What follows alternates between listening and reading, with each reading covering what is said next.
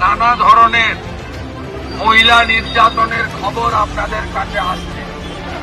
গত কয়েকদিনের মধ্যে মালদার কালিয়াচকে একটা সংখ্যালঘু পরিবারের ছাত্রী, তার মুন্ড মানে মাথা এক জায়গায়, দেহ আরেক জায়গায় পাওয়া গেছে। অত্যন্ত বাচ্চা স্কুলের একটি মেয়ে। হরিহর পাড়াতে ধর্ষণ ঘটেছে, মহিলার উপর নির্যাতন খুন হয়েছে। দীঘাতে আমরা খুব আতঙ্কিত।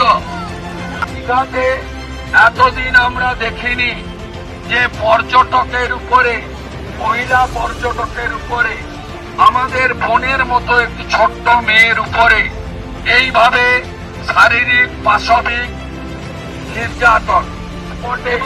মহিলাদের সুরক্ষার জন্য দাবি করতে আর যে দুজন ধর্ষণকারী জিহাদি গ্রেপ্তার হয়েছে, যাতে তাদের নামে অবিলম্বে চার্জশিট দিয়ে 90 দিনের মধ্যে তাদেরকে কঠিনতম সাজা ঘোষণা করা হয়।